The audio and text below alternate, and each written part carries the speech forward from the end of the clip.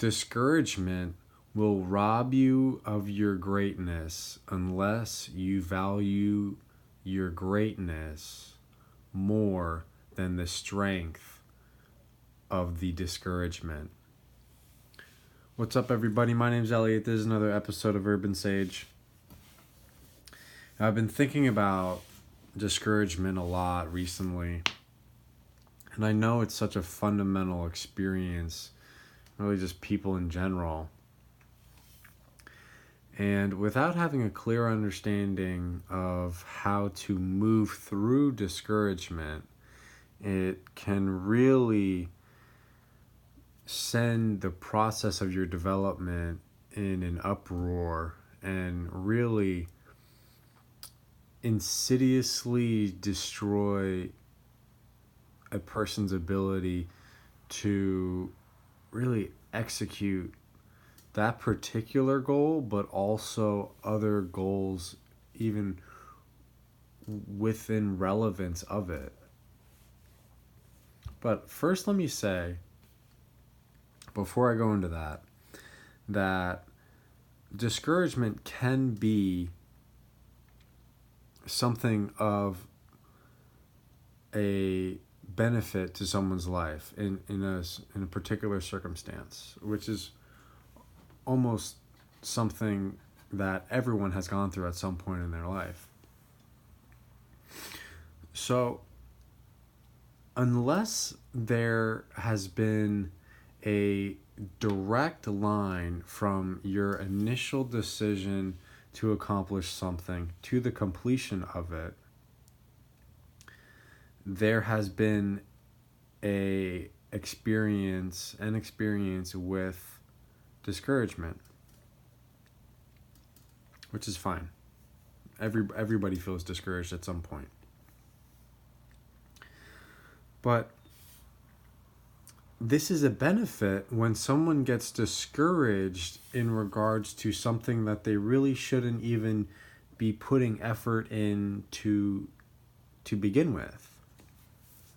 And this happens a lot in adolescence, because adolescents have really no conception of what it is that they should be putting their time into, because they really take no time to contextualize what it is that they actually care about. So they just haphazardly start putting effort into aspects of life, which is great for distinguishing what it is you care about and having experiences of, a wide variety, which is an amazing aspect to life, just having different experiences. But when the experiences we strive to achieve are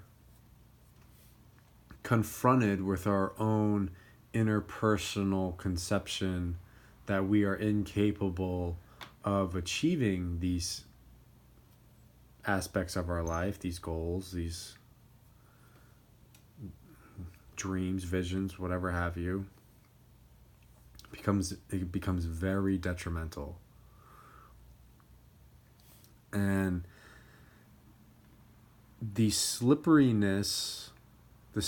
slopeness of discouragement happens right around this time. Because rather than saying, I can't do this, I should stop, which is what usually happens when a person is discouraged. They say, I can't do this, I don't have what it takes, I shouldn't even bother working towards executing this. What they should say is, yes, okay, I may feel discouraged, but what attributes, what principles, what implementations can I create that will allow me to not be discouraged, or at least continue to stay focused and execute behavior that is aligned with developing the manifestation of what is focused on.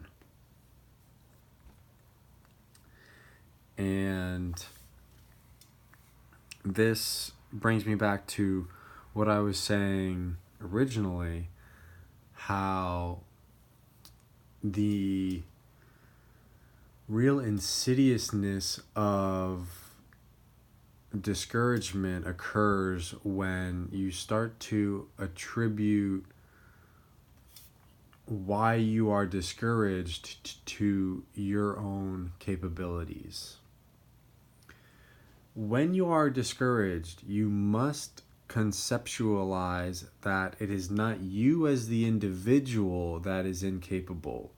It is that the fundamental attributes that allow you to be capable have not been implemented. I'll give you an example. I'm a horrible golf player, and it's because I never practice.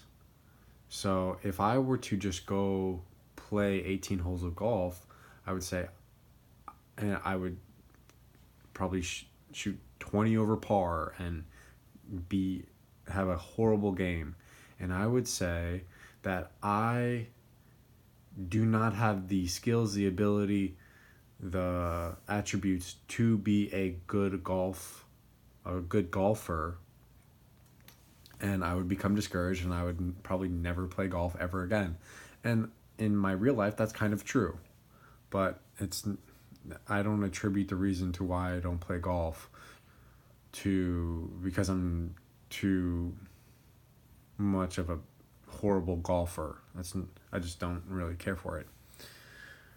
But what happens is that there just hasn't been an implementation of the behavior that would create a good golfer. So rather than saying, oh, like I am incapable, I don't have the ability to, I don't have what it takes to XYZ in your life, acknowledge that discouragement is almost always created by the lack of an implementation of principles that would allow the support or reinstallation of success. And I'll give you a few examples of those. Like practice is clearly one, but in a more I guess general sense, or a more interpersonally goal-oriented sense, something that I cannot stress enough is that you will get discouraged unless you have a clear focal point, a clear understanding, a clear goal of what it is that you want to accomplish. And with that, you have to know for yourself why you are accomplishing that. Because otherwise, as soon as you acknowledge that there is something that potentially could provide you with more ease and comfort other than what it is you're trying to create, you're going to totally disregard what it is you're trying to create and strive to achieve this other thing that just, haphazardly came into your life. And now decision to throw away what it is that you've been growing and developing will be caused by a level of discouragement, saying, oh, what it is that I'm working towards won't provide me with that feeling, so I'm going to go do that instead, right? And honestly, it's a delusion. You're making assumptions based off of irrational conclusions that you have no grasp of really having a realistic comprehension of. Like me saying, oh, me being a musician would be so much better for me, but I don't know that. I'm just making this conclusion based off the end result that is extremely apparent. And I'm really comparing apples with oranges. I'm saying the work that I'm doing is more difficult than this conclusion in this other area. So, of course, the other environment is always going to seem more appealing. And when that other, relationship or job or goal or whatever, crosses into your life just because, you're a transient,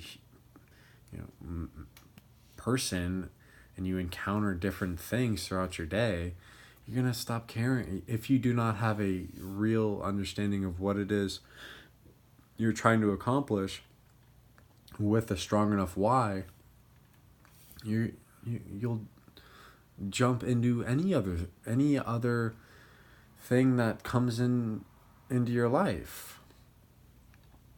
So having a clear understanding of what it is that you want to accomplish along with a why you want to accomplish that is so fundamental to really move through any potential discouragement that can just haphazardly come into your life.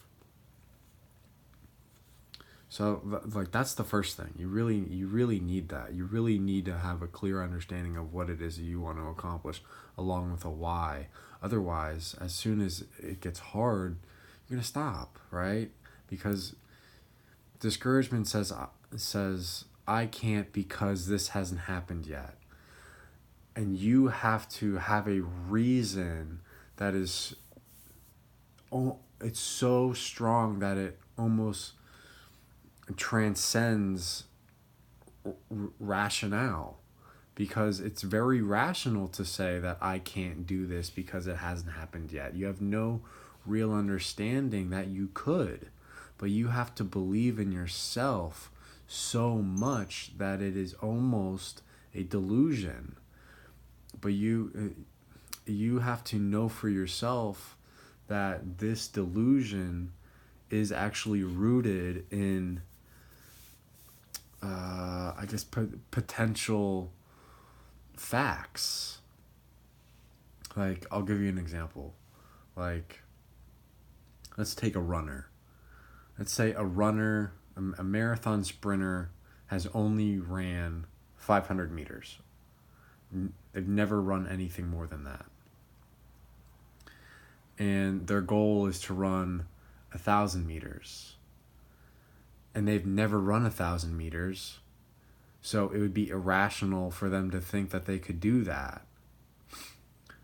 But they have to use these facts that they have accomplished things in their past as a leveraging aspect for them to move through this very logical idea of, because I've never done that before, I can't do it. Like, you have to believe in yourself so much that it doesn't even make sense. And in continuously implementing your understanding of what it is that you want to accomplish and why you want to accomplish it will make that dream, that vision, that goal so real, it will overpower any actual explanation that is directly in front of you for why you couldn't do it. Because you'll already you'll believe it so much that it is real, right? Even if it hasn't manifested itself yet. And then you're not going to be discouraged because you already know for yourself that it's like, no, just you're going to know for yourself that you can do it because you believe in that and you believe in it that much. And then the other thing is that you have to have a schedule, and having a schedule, it allows the repetition of behavior that continuously reinstills this idea of accomplishment in your mind. Because it's one thing to, say, I want to accomplish this thing, and, have real laser cut focus on it and why you want to accomplish it. But if you don't have any backing for yourself that says, I can accomplish things in relation to this end goal, you're not going to believe in yourself. So a schedule, it fundamentally reinforces your ability to believe in yourself, because these, I don't want to say minor, because they're not minor achievements, just, I guess, these more condensed achievements allows you to really conceptualize for yourself, consciously and unconsciously, that you can achieve what you care about and what you put your effort into, and where you devote your energy. So a schedule is so pivotal, because it creates a belief in yourself.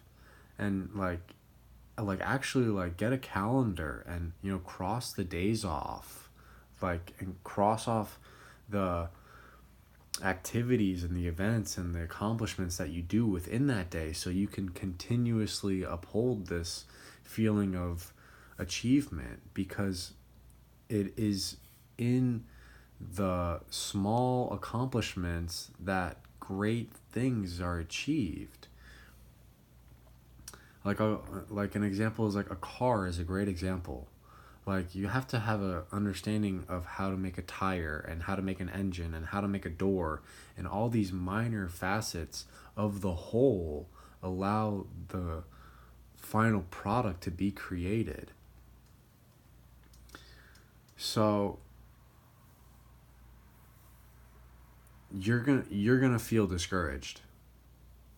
But if you have the right tools implemented in your life, and you uphold those as a practice on a consistent and persistent basis, you can really strive through any level of discouragement. And both the schedule and the goal list support each other. Because when you're going through the day and you say to yourself, why am I going to do these things that I wrote out here?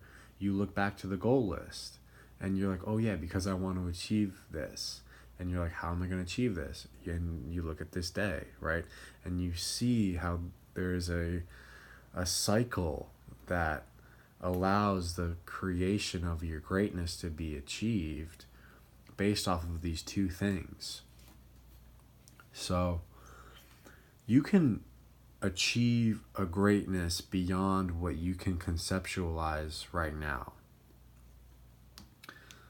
And it is within the installation of these practices and these principles that will allow you to really strive through detrimental obstacles such as discouragement.